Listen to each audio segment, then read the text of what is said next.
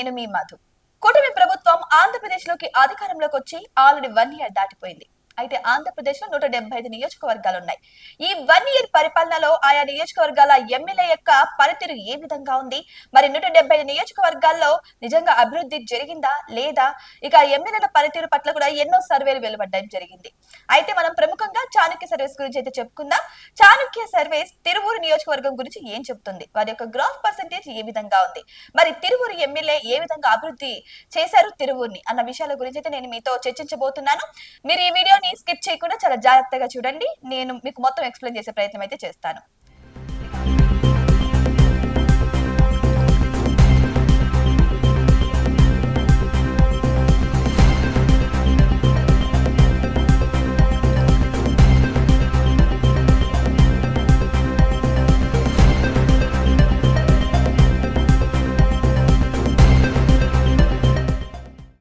రాజకీయాల్లో ఒక నాయకుడు గెలవడం ఎంత ముఖ్యమో, గెలిచిన తర్వాత ఆ నాయకుడు ఎలా వ్యవహరిస్తున్నాడు అనేది కూడా అంతే ముఖ్యం. ప్రజా జీవితంలో ఉన్నప్పుడు ప్రతి అడుగు చాలా జాగ్రత్తగా ఆచితూచి వేయాల్సి ఉంటుంది. కానీ కొంతమంది నాయకులు గెలిచిన తర్వాత వివాదాలకు కేంద్రంగా మారడం చూస్తూనే ఉన్నాం. అలాంటి నాయకుల్లో ఇప్పుడు ఎక్కువగా వినిపిస్తున్న పేరు తిరువూరు ఎమ్మెల్యే కొలికపూడి శ్రీనివాసరావు.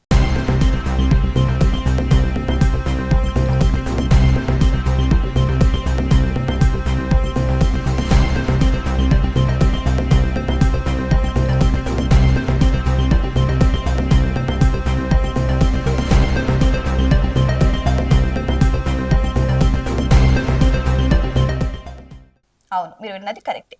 ఒకప్పుడు అమరావతి ఉద్యమకారుడిగా, పోరాట యోధుడిగా పేరు తెచ్చుకున్న ఆయన ఇప్పుడు ఎందుకు వివాదాల సూర్యకుండంలో చిక్కుకున్నారు?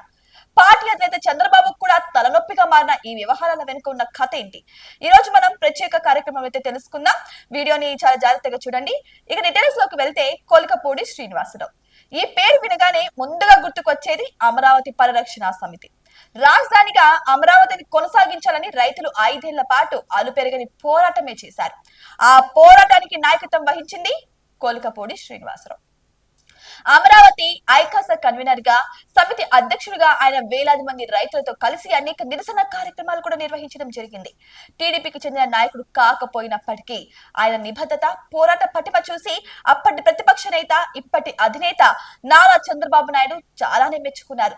ఇక ఆ పోరాటం తర్వాత కొలికపూడి టీడీపీలోకి తీసుకున్నారు నారా చంద్రబాబు నాయుడు. ఇక 2024 ఎన్నికల్లో తిరువూరు నుంచి టీడీపీ అభ్యర్థిగా పోటీ చేసే అవకాశం కూడా ఆయనకు వచ్చింది. ఇక పట్టుదల, ఈయనకు వచ్చిన వాగ్దాటితో ఆయన తన సమీప ప్రత్యర్థి అయిన వైసీపీ అభ్యర్థి నల్లగట్ల స్వామిదాస్ పై 21,874 ఓట్ల భారీ మెజార్టీతో గెలుపొందారు.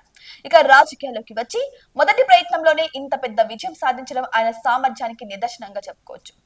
అయితే గెలిచిన తర్వాత 7 నెలల్లోనే ఆయనపై అనేక వివాదాలు అలుముకున్నాయని చెప్పొచ్చు. ఇక డీటెయిల్ గా చూసుకుంటే ఇటీవల జరిగిన ఒక సంఘటన రాజకీయ వర్గాల పెద్ద దుమారాన్ని రేపింది.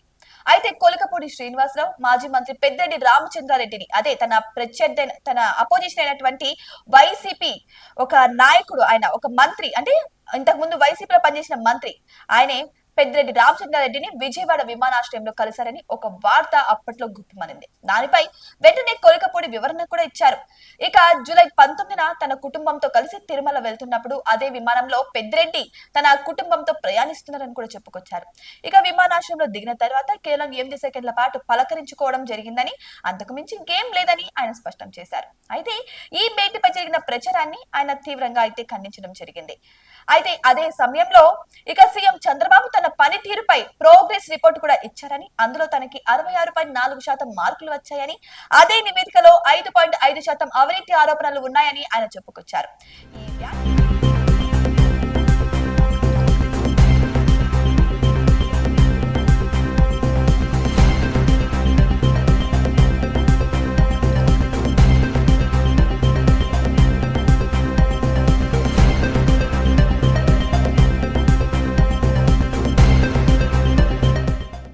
ఈ వ్యాఖ్యలు పార్టీ వర్గాల్లో ఒక కొత్త చర్చకు దారితీశాయి. అయితే ఒక ఎమ్మెల్యే స్వయంగా తనపై అవినీతి ఆరోపణలు ఉన్నాయని చెప్పడంపై చాలా మంది ఆశ్చర్యం వ్యక్తం చేశారు.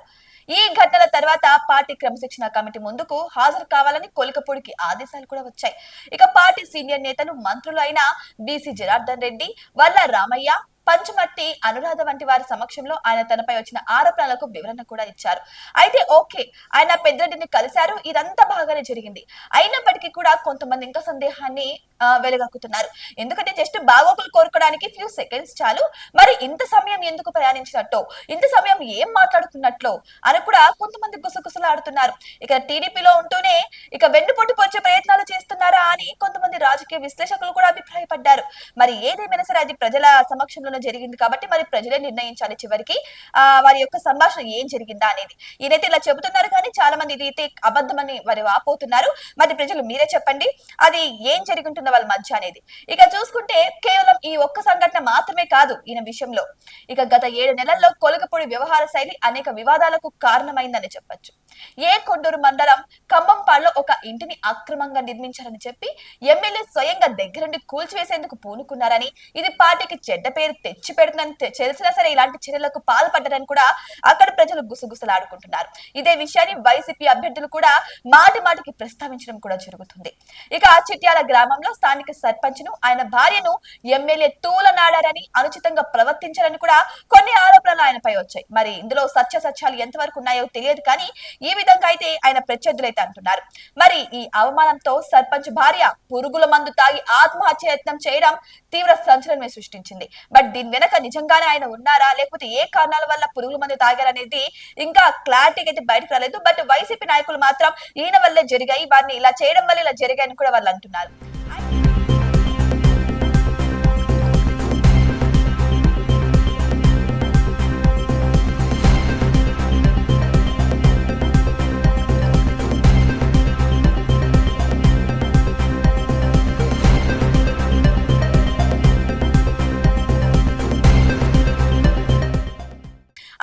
ఇటీవల కొండూరు మండలం గోపాలపురంలో టీడీపీ గ్రామ కార్యదర్శి భూక్యా రాంబాబు ఇంట్లో జరిగిన వివాదంలో ఆయన సోదరుడైన వైసీపీ నాయకుడు భూక్యా కృష్ణకు మధ్య ఆస్తి తగాదా కూడా ఉంది. ఈ విషయంలో జోక్యం చేసుకున్న ఎమ్మెల్యే ప్రవర్తనతో మనస్తాపం చెందిన ఒక మహిళ ఆత్మహత్య ప్రయత్నం కూడా చేసిందట. మరి దీనిపై సీఎం చంద్రబాబు కూడా తీవ్ర అసంతృప్తి వ్యక్తం చేసినట్లు కూడా వార్తలు బాగానే గుప్పమన్నాయి.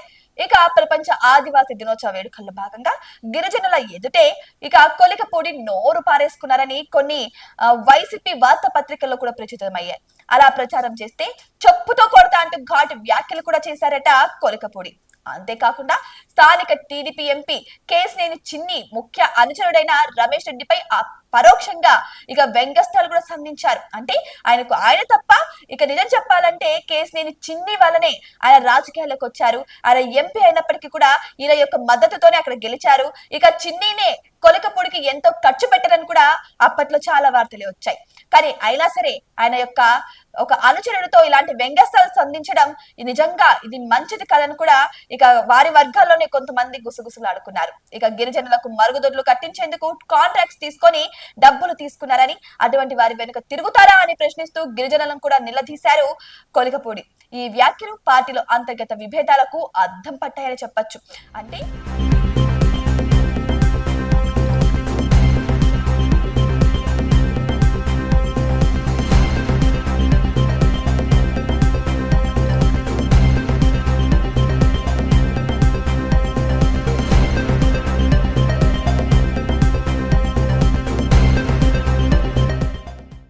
అక్కడ కూటమిగా ఉన్నటువంటి బీజేపీ కావచ్చు, జనసేన కావచ్చు, వీరే పరోక్షంగా దూషిస్తున్నారా అని కొంతమంది అనుమానం కూడా వ్యక్తం చేస్తున్నారు. ఒకప్పుడు అమరావతి ఉద్యమంతో టీడీపీలో చేరి ఎమ్మెల్యేగా గెలిచిన కొలికపూడి శ్రీనివాసరావు ఇప్పుడు తన సొంత మాటలు చేతలతో సొంత పార్టీలోనే ఇబ్బందులు ఎదుర్కొంటున్నారని ప్రజలు వాపోతున్నారు. 7 నెలల పాలనలో ప్రజలకు మంచి చేయడం కంటే వివాదాల్లోనే ఎక్కువ సమయం గడపడం పార్టీ అధిష్టానానికి కూడా తలనొప్పిగా మారిందని అంటున్నారు రాజకీయ విశ్లేషకులు. ఇప్పటికే 2 సార్లు ఆయన వ్యవహార శైలిపై పార్టీ అధిష్టానం హెచ్చరించినట్లు కూడా కొన్ని వార్తలు బయటకు వచ్చాయి. మరి ఈ వరుస వివాదాల నుంచి కొలికపూడి ఎలా బయటపడతారు? తన పనితీరు మార్చుకొని పార్టీకి ప్రజలకు మరింత దగ్గరవుతారా లేక ఇదే తరహా ప్రవర్తనతో రాజకీయ భవిష్యత్తును ప్రమాదంలో పడేసుకుంటారా? ఇక దీనికి కాలమే సమాధానం చెప్పాలి.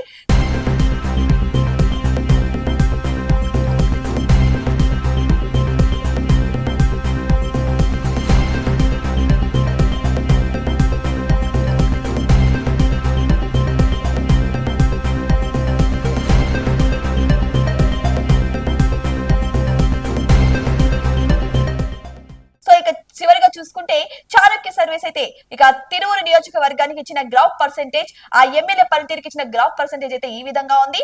ఎందుకంటే ప్రజల మధ్య తిరుగుతూ ప్రజలతో సన్నిహితం అవుతూ తెచ్చిన గ్రాఫ్ పర్సెంటేజ్ కాబట్టి ఇక చాణక్య సర్వీస్ గ్రాఫ్ పర్సెంటేజ్ ని చాలా మంది నమ్ముతున్నారు. ఇక తిరువురు నియోజకవర్గం బాగానే ఉంది, ఓకే ఇక్కడ పరిపాలన బాగానే ఉంది, నియోజకవర్గం డెవలప్మెంట్ బాగానే ఉందని చెప్పేసి కొంతమంది అంటున్నారు. అంటే 40% మంది మాత్రమే అంటున్నారు. అసలు బాగోటేది వివాదాలకి కేర్ ఆఫ్ అడ్రస్ అయ్యారు. ఇక ప్రజల్ని ఏం పట్టించుకుంటున్నారు, ఎప్పుడు ఏదో ఒక వివాదంతో పేపర్లో నిలుస్తున్నారు తప్ప ప్రజల సమస్యలను పట్టించుకోవడం లేదని 45% మంది అంటున్నారు. మరి ఆయన ఫస్ట్ టైం ఎమ్మెల్యే అయ్యారు కాబట్టి ఇక రాను రాను ఆయన పనితీరును మార్చుకుంటారేమో. అంటే ఒకప్పుడు ఒక హోదాతో ఒక హుందాతనంతో ఏలిన పర్సన్ కాబట్టి ఇప్పుడిప్పుడు ప్రజల మధ్య, అంటే అప్పుడు రైతులతో తిరిగారు, మరి ఇప్పుడు అధికారం వచ్చింది కదా, ఏ విధంగా చేయాలో తెలియక తప్పుడు అడుగులు వేస్తున్నారు కదా, కొంత సమయం వెయిట్ చేసి చూద్దాం అని 15% మంది అంటున్నారు. మరి వీరి యొక్క గ్రాఫ్ పర్సెంటేజ్ అయితే ఈ విధంగా ఉంది.